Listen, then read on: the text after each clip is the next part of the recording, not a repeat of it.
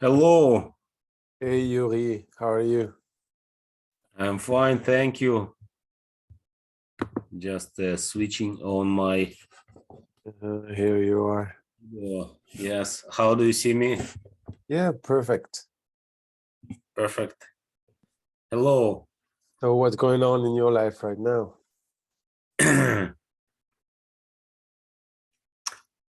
We are fighting, I've heard.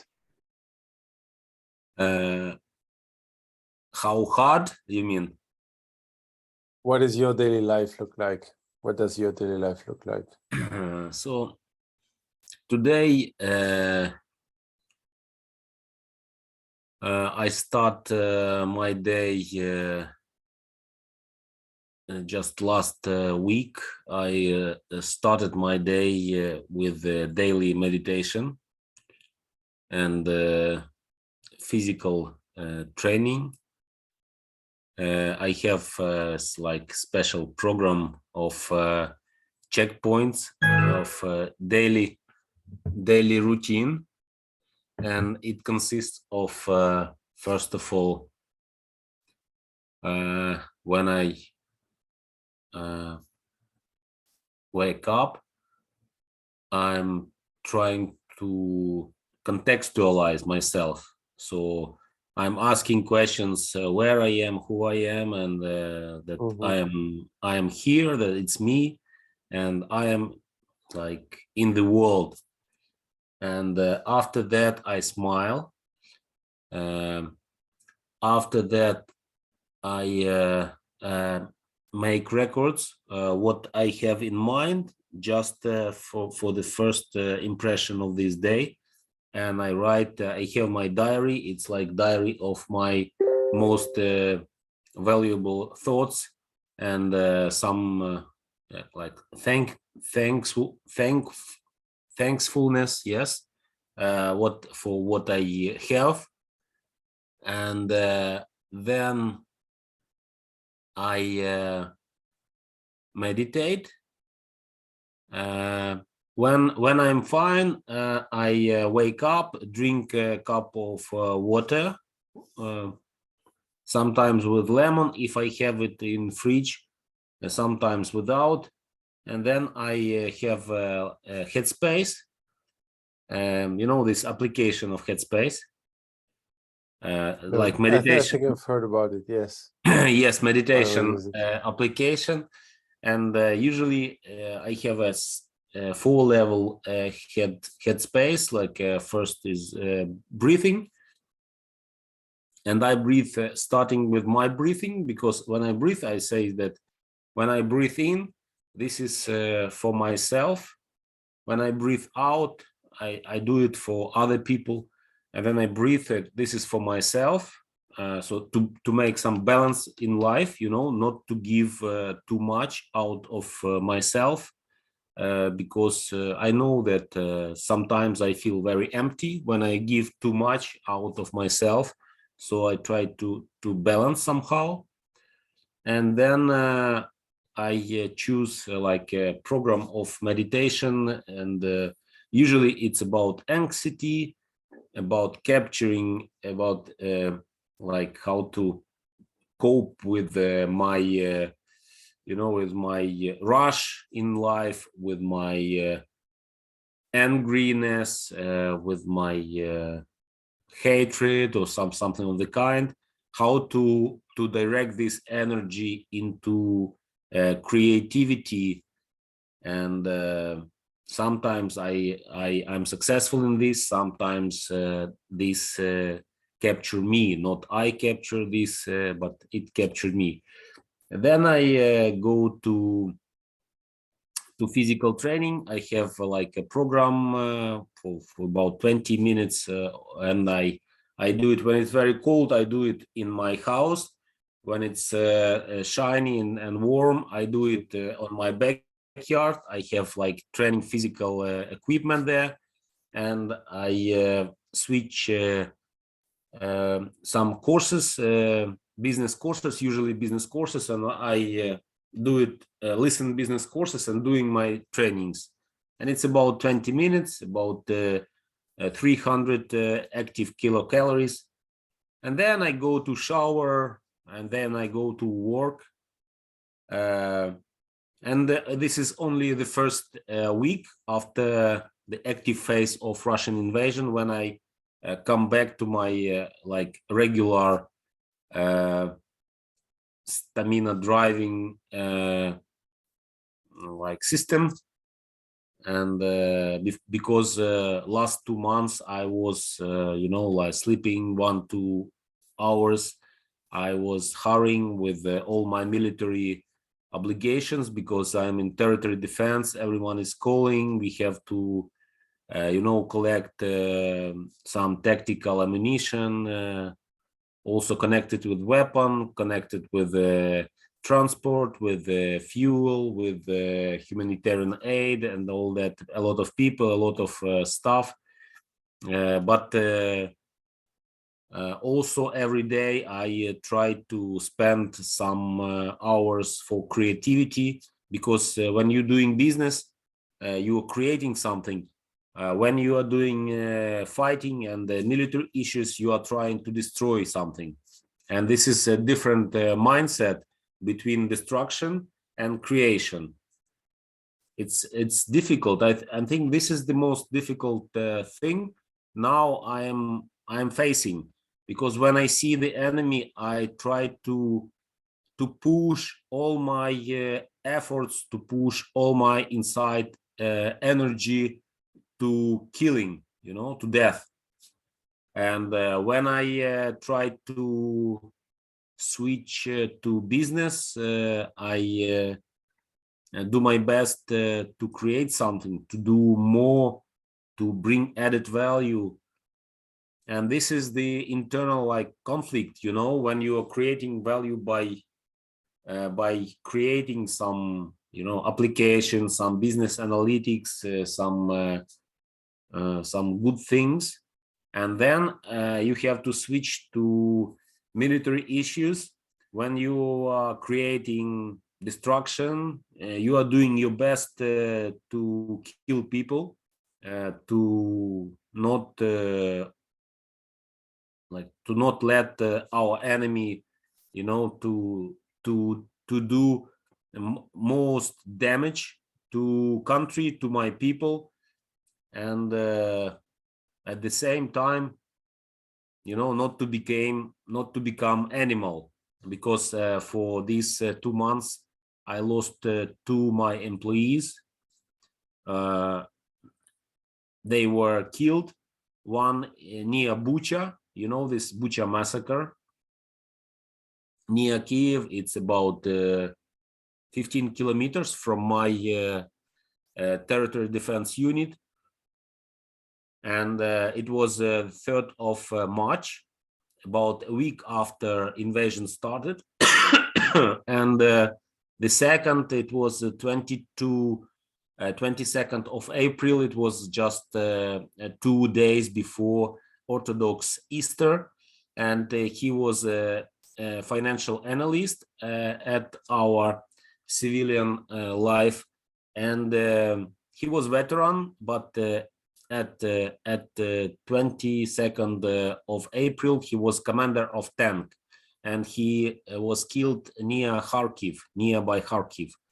And the third guy was captured in Mariupol.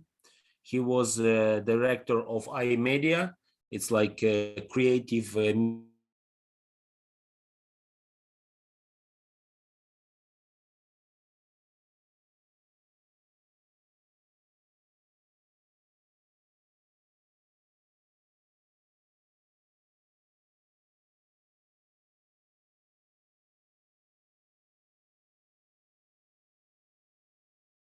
made on professional camera with the You broke down like in for 1 television, minute. and he did that. You just broke down for 1 minute, so I missed what you just said.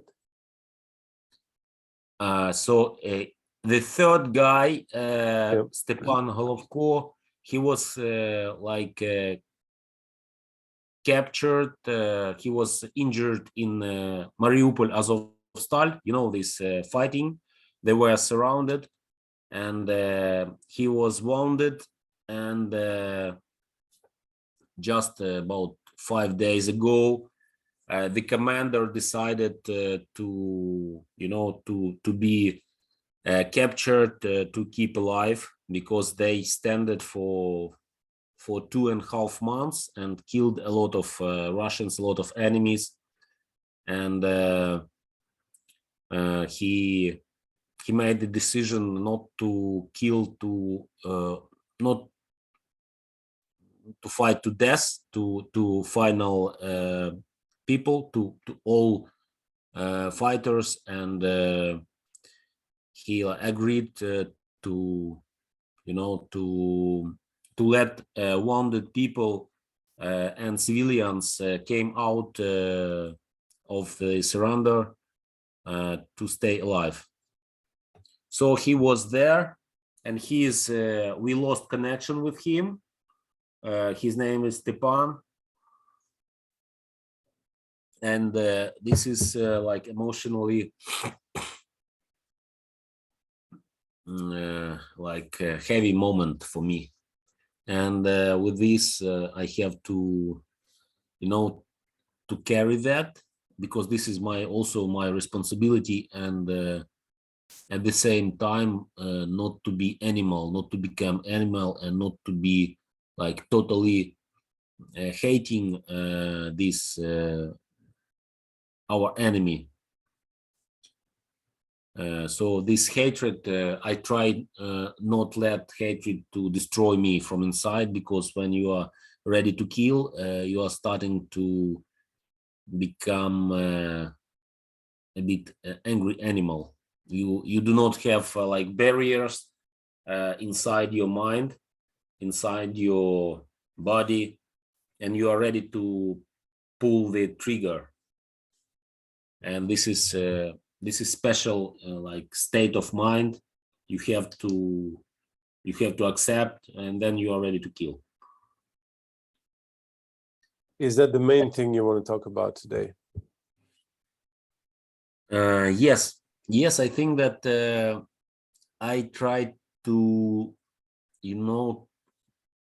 to learn how to switch to creativity mode, because when you are ready to kill, you are like in killing mode. But now in territory defense, we have thrown out Russians. Yes, I am not at frontline now. The frontline is about 400 kilometers from me now, but at the same time, I like feed a part of hatred inside me. So I would like to manage it, not to let it capture me inside, and like pull it out of me and let it like be somewhere other place. And at the same time, I want to be productive. Every day I negotiate about international contracts, about doing business, about earning money, and about attracting new people to as an employee, signing partner agreements, and also be with me, be smiling, be happy, because my family is now in Germany. My two girls are have entered the German gymnasium, Goethe Gymnasium, and they are living in very fashionable, very good flat. Everything is very good with them, but at the same time, I am like 2,000 kilometers away from them, and I feel extremely necessity to be with them, and this is another reason like of hatred to my enemy, to kill them all and reconnect with my family again.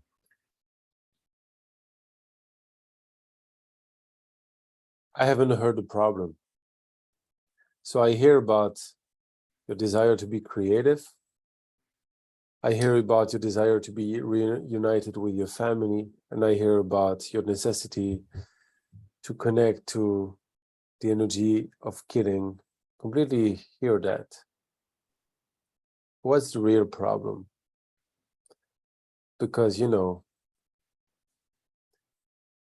when you have to do something, it's good to connect with the energy that will power that action, right?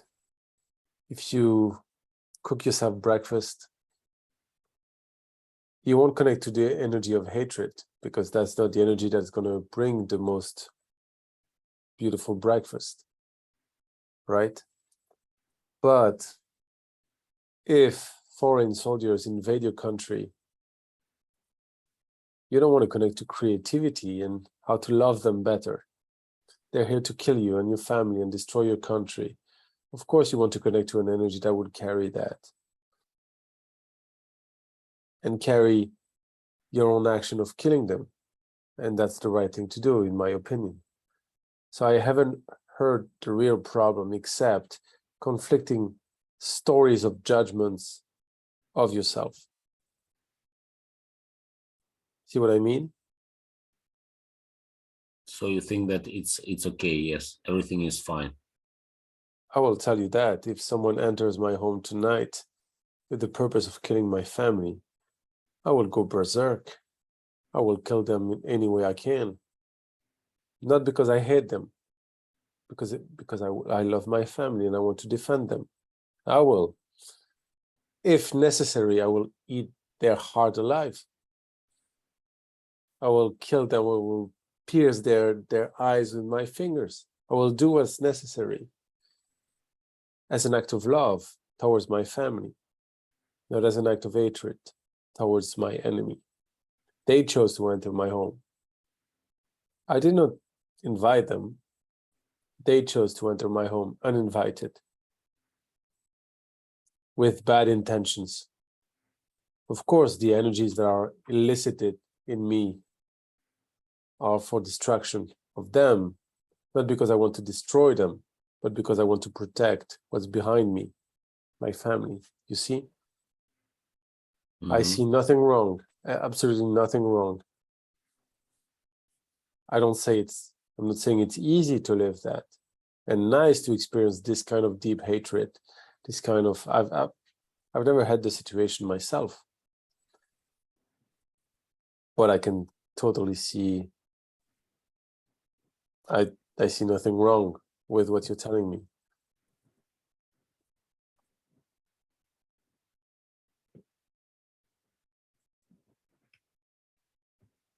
Thank you, man.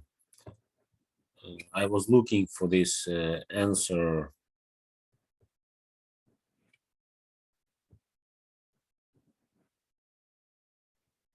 I will even add something. The feelings of hatred you allow to flow through your veins, it's even courageous, because you probably know some fellow Ukrainian countrymen who are in the same situation as you. Their families have gone abroad, they're disconnected, and yet they don't get the courage to go and fight. You probably know a few of those. You know, it's universal that they're still, you know, cowardies, and I want to avoid those energies. Fighting is bad, and they're still in conflict. You're clear. You do what's required of you. That's even courageous. You know, it's honorable. War is not bad, you know, especially when you're on the defending side. War is absolutely not bad when you're defending your family, your communities, your people, your territory, your sovereignty. It's a good thing. You should be connecting to intense energy that allows you to kill. You should.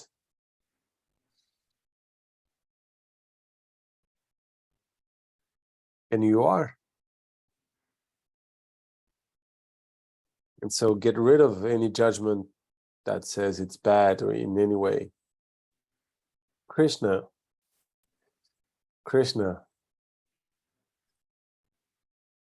Krishna was a warrior.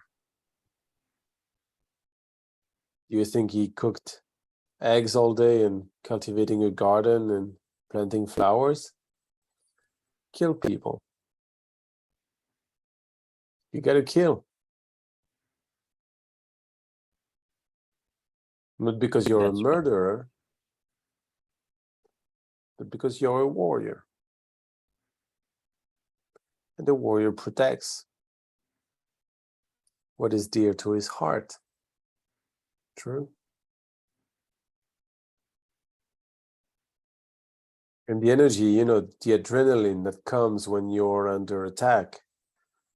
I've been under attack, not having had my life threatened, but I've been under attack. I know of the adrenaline, and you need it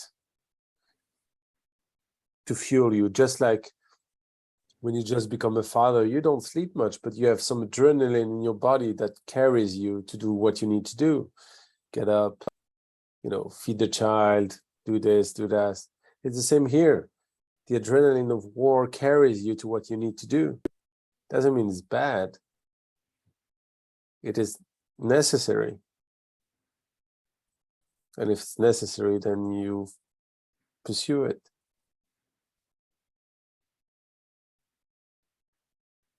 What kind of judgments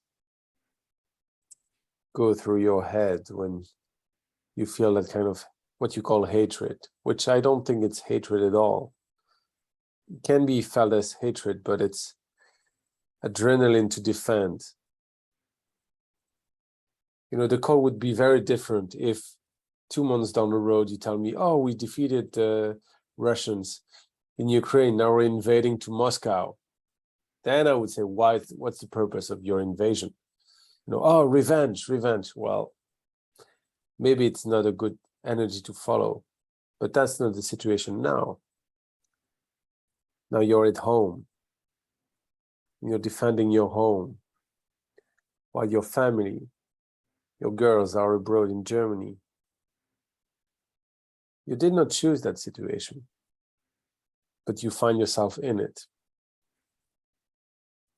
I think you're doing the right thing. I hope I would have the courage to do the same thing as you if the roles were reversed. Maybe not. Maybe yes. Because I'm here with my big mouth talking, You're in that difficult situation.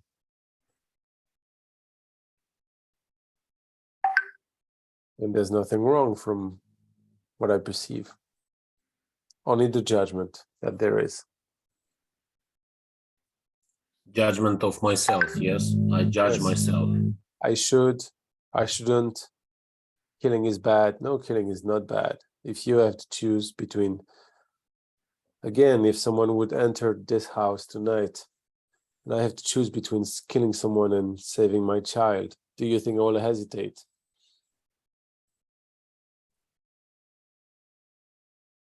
I'm very clear. And I can channel some high degree of aggression to defend, to protect, for love, not for the sake of destruction. Yes, when you kill, you destroy. But when you kill, you also protect. And I wish that's what I feel. That it's like a slight shift of perspective. The true warrior does not kill because he hates. He kills because he protects what's behind him: family, house, infrastructure, community. It's an act of love, killing. You cannot kill so well when you're soft and mellow and huggy and tight with joints. No, you gotta be present, sharp. Adrenaline is your friend, then, of course.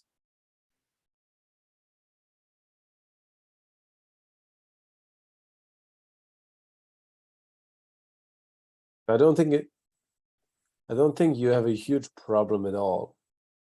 I think it's a very tiny problem, that the judgment that tells you you're doing bad things. fighting, those judgments are not at their right place. Of course, if you torture people just for the sake of pleasure, then yes, it's bad. But if you defend, then you got to do what you got to do. And in war, there's no fair play or anything. So, got to do what you got to do to survive for the sake of you, for the sake of your girls, your family, your community. This is real. The books you have read about you should love everyone, you can throw them by the window. That's bullshit. You know, I think my today's prayer, maybe it should be published in for public, for everyone can answer his own inside, judgment, you know, and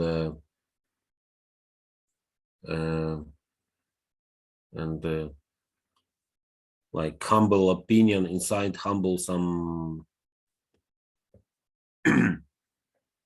like if you're not sure that you are doing right things, so it have to be evaporated, because I'm absolutely sure that I'm doing right thing. You go. I just switch to another mode is a bit difficult for me. We shift from the moral perspective to the more embodied presence, you know. That's what presence is. The capacity to switch from emotion to emotion without latency, without, you know, dragging. If you're angry 1 minute, you can be loving the next minute. And so when you shoot people down, it's sad because you're destroying human lives. Maybe these people are fathers, brothers, husbands, sons. Of course, they have family. They're not like robots. But again, they came to your country, not the opposite. Somewhere, somehow, they always have a choice. And they come not for good things. They come to kill and destroy. So you got to defend. But switching, being able to channel, being present, fully invested in one emotion and then another that may be a different spectrum. Maybe 1 minute it's hatred to kill 10 people. And then the next minute is saying happy birthday to your comrade that is right next to you, and open up a bottle with him and celebrate, and that you're still alive, and that's enough, you know. This is more like a spiritual practice of the warrior, to channel the right energy in the right moment and be hyper present with what is, and that is super tiring, but that's where you find yourself into, and that would be the one thing I would pray for, to fulfill your duty as a countryman, as a husband, as a father, as a leader in your community, as a business leader, to the best of your ability. And that's it. Not try to go to heaven by following what you've been told at school, that you should be nice to everyone. That's complete bullshit. Complete bullshit. It's about you choosing your own actions, channeling as much energy as you can to do whatever you want to do. And in that perspective, there's nothing. So you were mentioning, oh, business is creative and war is destructive. Well, not necessarily. It's all about channeling the right energy in the moment, as much energy as you can. And from that perspective, you reconcile the two perspectives. Do you follow? Reconcile, you mean like It's not about destroying or creating. mhm, It's about channeling who you need to be in that moment and then letting go of it. mhm,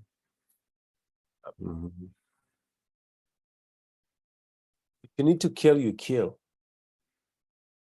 That's not a reason to become a killer and drag that for the rest of your life. If you need to kill, you kill. And then in the next moment, if you need to save a puppy, you do it. You channel what feels right in the moment.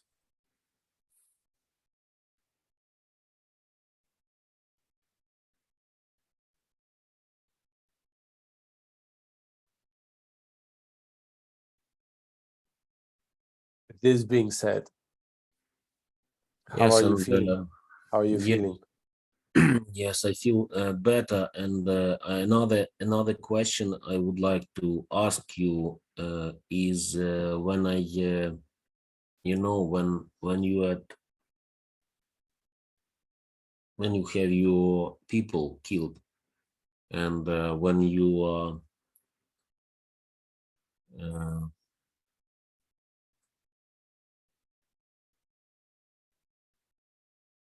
when you didn't protect him or them, and they are dead now, and they are among the best of the best, the bravest, and they are not beside you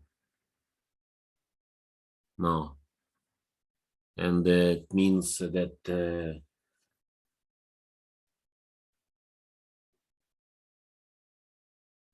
that you are leaving, but they are not.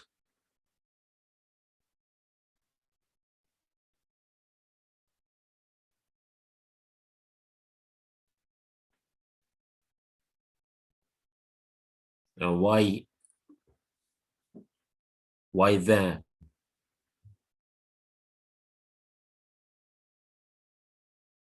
These are questions beyond our understanding, human understanding.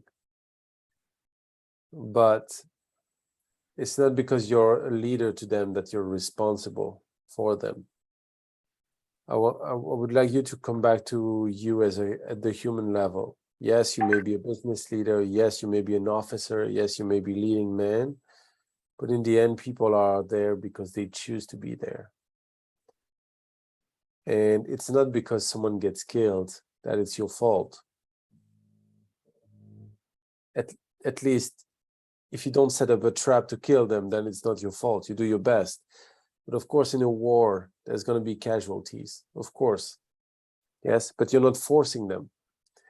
They're here because they want to, because they feel it's the right thing. And they do the same sacrifice as you. They put their life on the line. And so how to feel? Well, appreciation, gratitude is the feeling that stands out.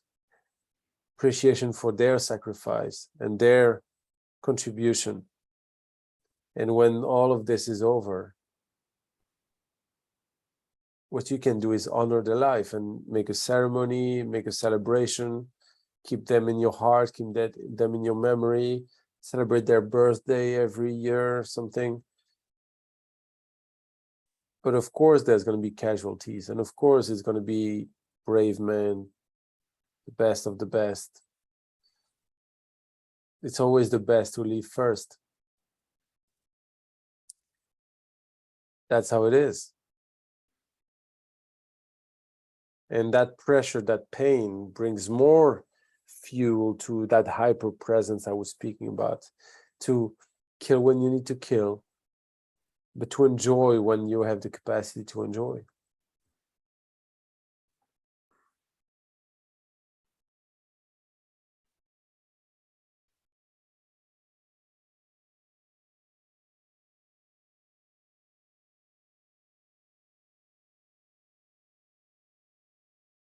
Everything changes.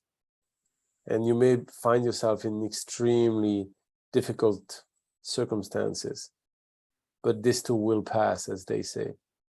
This too will pass. hold on, stay alive, do your duty with your own conscience, not what people tell you, with your own conscience.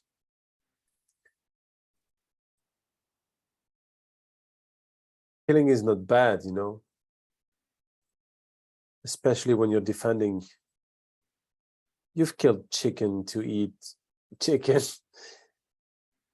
You've killed cows to eat burgers and pizzas and stuff. Killing is part of nature, and it would be foolish to pretend it's not.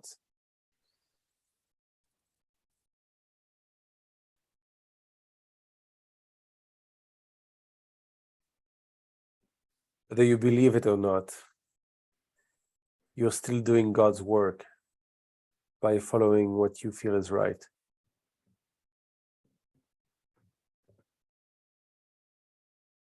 Don't try to be someone you think you should be in. Be the one in the moment, channeling what is necessary for that moment. Judgment, you can deal with it later on. Yes? Thank you, man.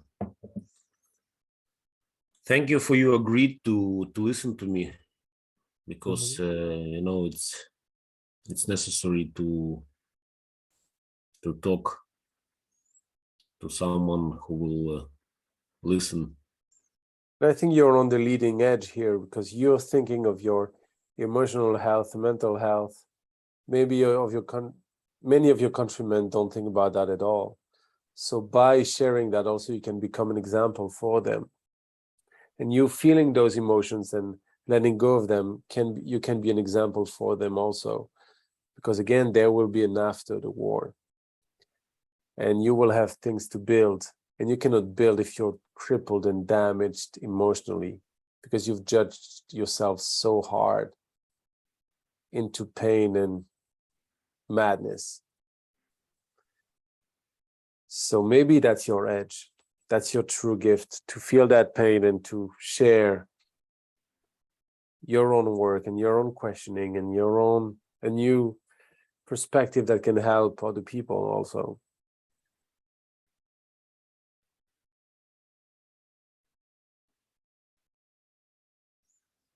Why we feel what we feel and why we are in the situations we are in, who knows?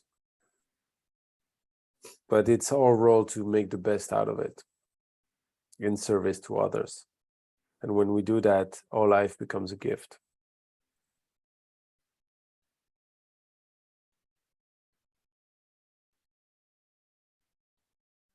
You helped me even after first meeting.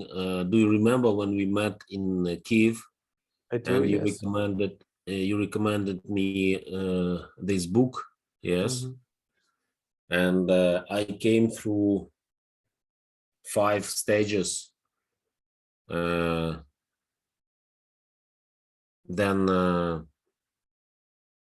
I put it aside, and now I understand that I have to switch back to the book and go through other levels, because it's important, and I think it will give some additional sense of presence and sense of insightful me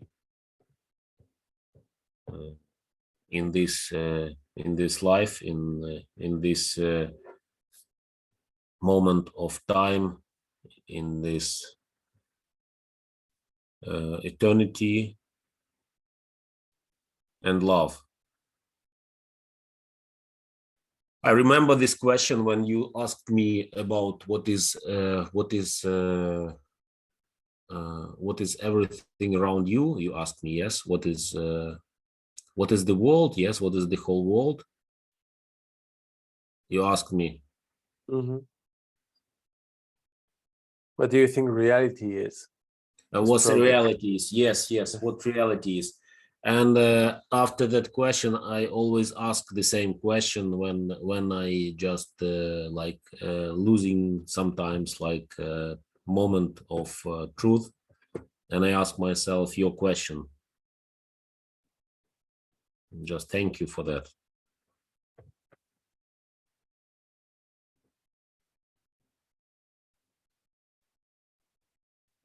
How are you doing? Tell me about yourself. What are you doing now? What are you working on? I will pause the recording. Yes. This is precisely what I love to work on.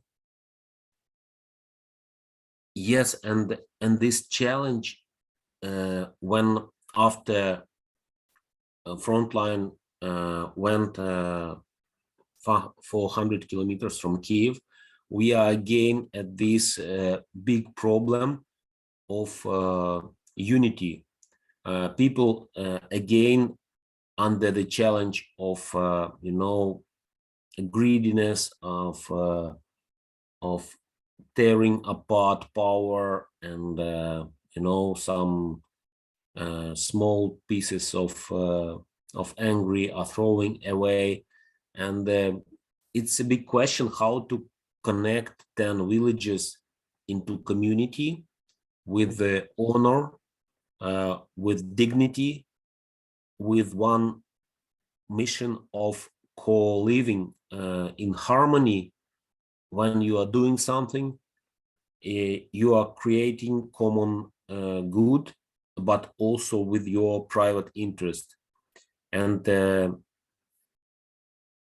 when I start to research the principles of organization and big organization, there is some some inequality, not inequality, but in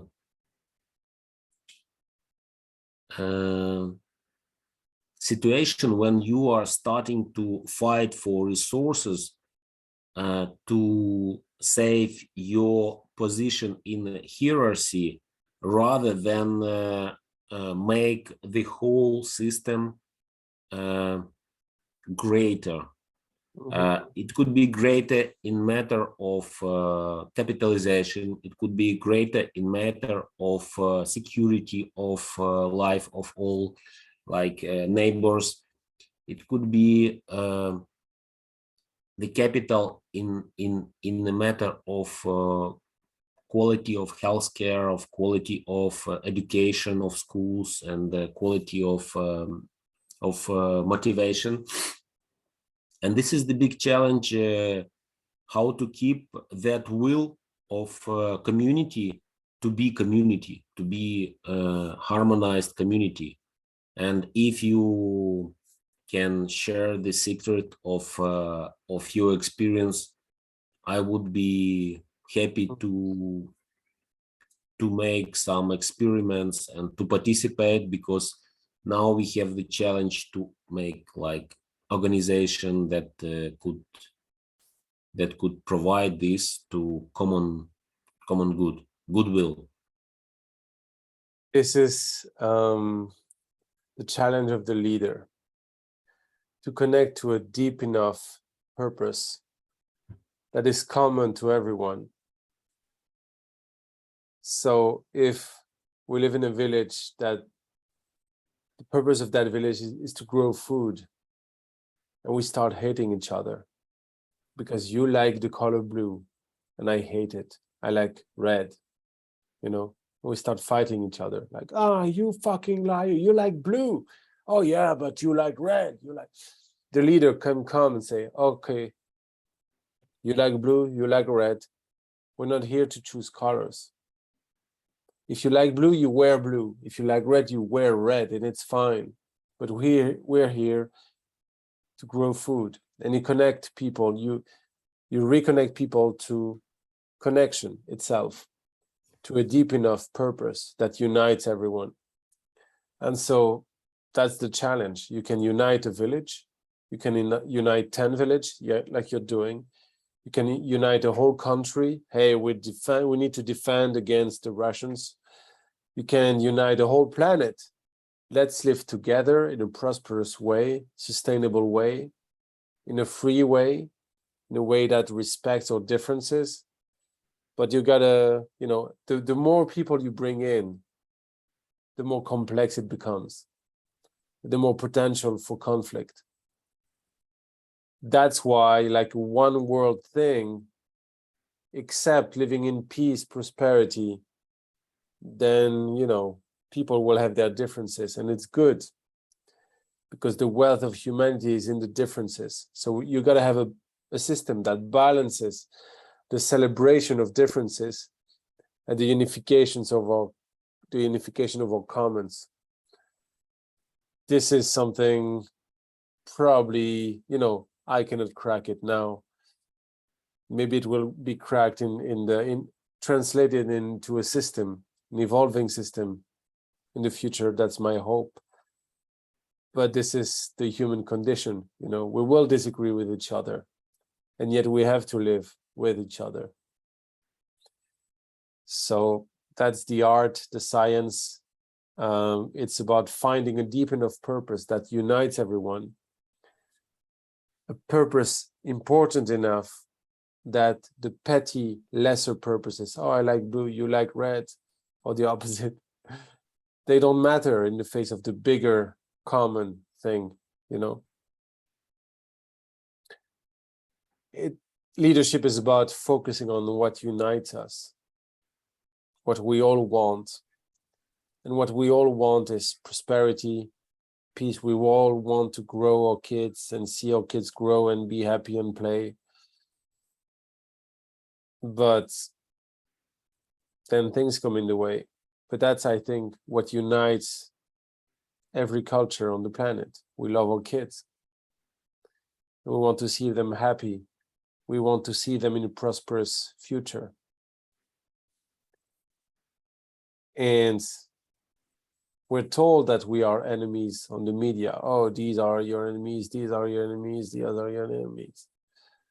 But are we truly, or is it the governments or the media planting seeds for conflict and using the strategy of divide and conquer?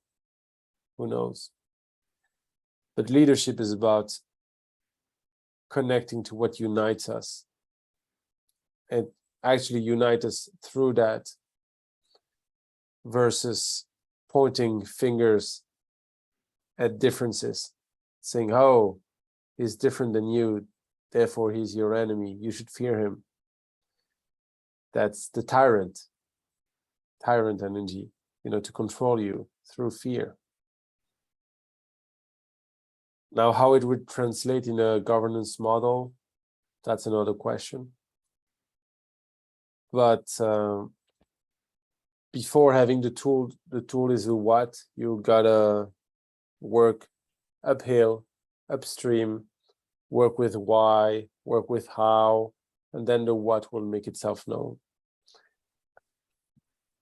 That is my way of approaching things. I don't know if it answers your question at all, but yes, I think that the biggest challenge for leader is to harmonize himself, because what we see, what we could not harmonize, it means that this is your insightful deharmonization.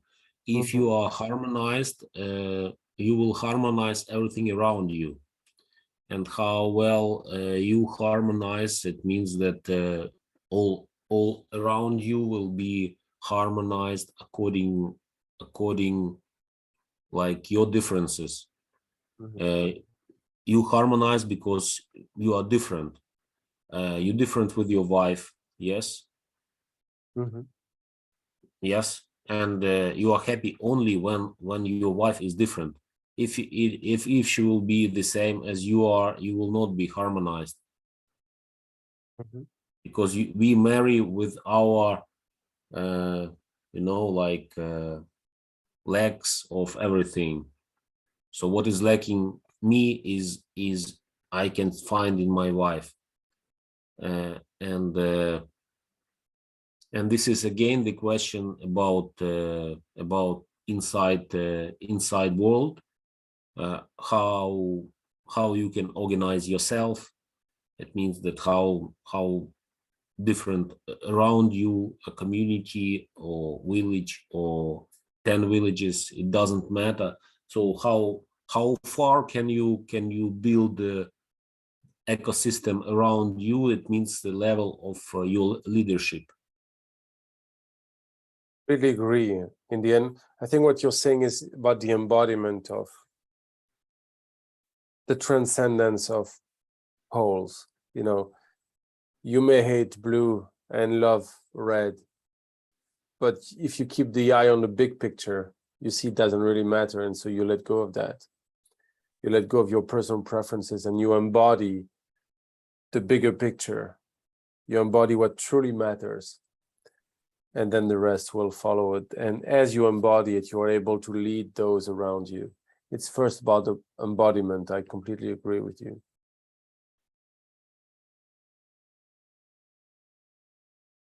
You know, I even didn't expect that we had such a conversation.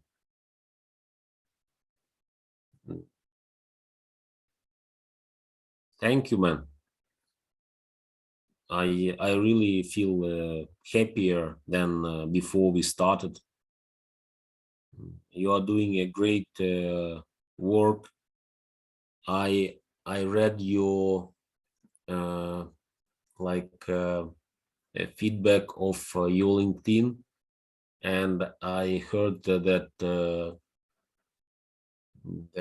people around you were thankful for you making them like fuller, yes, more full and filled with brightness and courage. So you did the same with me, and I appreciate this. I think this is your gift, and develop it, and go through, give it to other people. And I think it would be maybe it could help someone else if we can publish this talk. I'm ready for this. I can send And it to you if you'd like, and you can use it yes, however you'd like. you can use it at any purpose for help other people to better understand them and what is around them. And maybe we will have less reasons to kill other people and to be killed. That would be a great outcome of this call, although, you know, human nature is human nature. But those in conflict might feel more at peace with themselves, and that is a great start for broader peace, that's for sure. When more people feel at peace in themselves, even if they are in the midst of a conflict, then it's a greater platform for peace to come. And I honor your courage, not just to step up to your duty, your military duty, your business duty, your duty to your family, but I also honor, you know, your willingness to come into greater harmony in your heart, to make peace with yourself, and that demonstrates a huge courage, and I truly want to honor that in you. That is also a great gift that the world, I think, is lacking. Courage, true courage, genuine courage is something that is valuable to not just you, not just the people you work with, the people, you know, you fight with, the community you defend, your family, but to a greater extent to also your clients, your country, and the world at large. And yes, I've supported you before, and I'm honored to keep supporting you. I think you're doing great work, and I wish you well. Let it be. Let it be. It is released. It was a Yes. pleasure connecting with you, Yuri, connecting again. I hope we connect again in the future in a different context, but reach out if you wish to, dive deeper and experience a greater sense of connection with yourself, power, and service. Yes. Yes, let's exchange our progress in community building. Yes, in harmony, new levels of harmony in society. And I think that a lot of surprises are met in this long road. I agree. Let's keep in touch, and maybe we can avoid common mistakes if one of us will meet them first and share this experience, because two is always better than one. Yes, that's why in Belgium we have this joke. Do you know why the police is mounting on horses? Do you know why? No. Because No. there's more in two heads than in one. Yes. With this being said, I wish you Okay. a pleasant night. See you further down the street, my friend. Yes. Yes, Good I'll night, send you friend. the recording. Ciao, Yuri. Forward to victory. Forward to victory.